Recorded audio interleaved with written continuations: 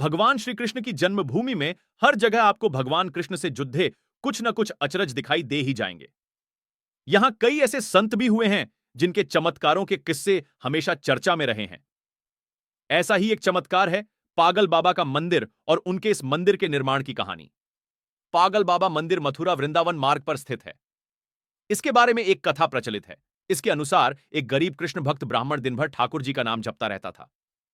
उसके पास जो कुछ भी था, या यूं कहें कि जितना भी रूखा सूखा उसे मांगकर खाने को मिलता, वह उसे भगवान की मर्जी समझकर खुशी खुशी ग्रहण करते हुए अपना जीवन व्यतीत कर रहा था।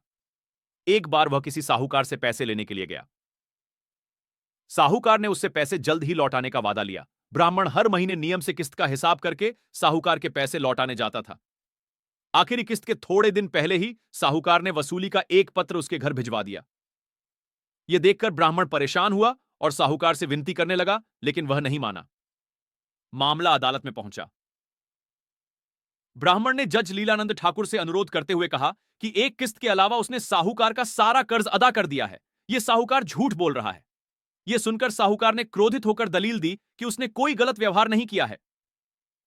जिस किसी के भी सामने आरोपी ने धन लौटाया हो, उसे अदालत में पेश किया जाए। इतना सुनकर ब्राह्मण सोच में डूब गया, क्योंकि उसका कोई भी गवाह नहीं था। ब्राह्मण को भगवान की याद आई और गवाह के रूप में उसने भगवान कृष्ण का नाम लिया। यह सुनकर पहले तो जज कुछ हैरान हुए, लेकिन बाद में ब्राह्मण से उनका पता मांगा गया।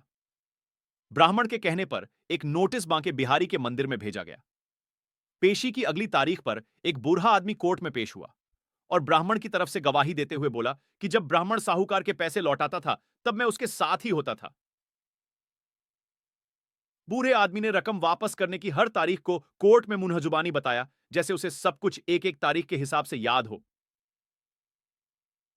साहूकार के खाते में भी बूढ़े आदमी द्वारा बताई गई रकम की तारीख भी सही निकली।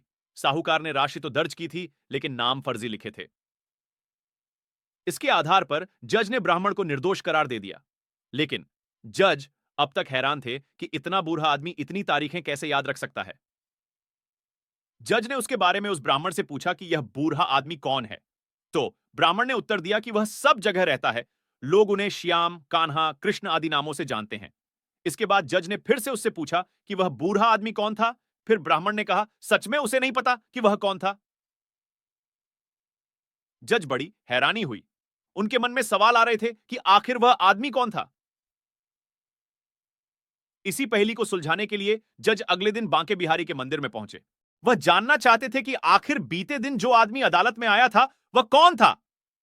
मंदिर के पुजारी से जब जज ने पूछा, तो उन्होंने बताया कि जो भी चिट्ठी पत्री यहां आती है, उसे भगवान के चरणों में रख दिया जाता है। जज साहब ने उस बूढ़े आदमी के बारे में भी पूछा, लेकिन पुजारी ने कहा ऐसा कोई भी आदमी यहां नहीं रहता है। ये सब बातें सुनने के बाद जज को लगा कि वह श्री कृष्ण ही रहे होंगे। इस घटना का जज पर इतना असर पड़ा कि उन्होंने अपने पद से इस्तीफा दे दिया और घर परिवार भी छोड़ दिया और स्वयं एक संत बन गए। बहुत सालों बाद वह जज पागल बाबा के नाम से वृंदावन में लौटे और उन्होंने पागल बाबा मंदिर का निर्माण कराया।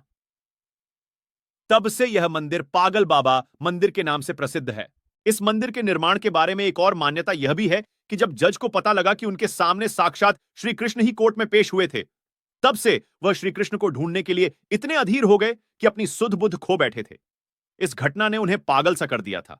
इसके बाद वह जिस किसी भंडारे में जाते थे, वहां से पत्तलों की जूठन उठाते थे और उसमें से आधा जूठन ठाकुर जी को अर्पित करते थे और आधा खुद खाते थे।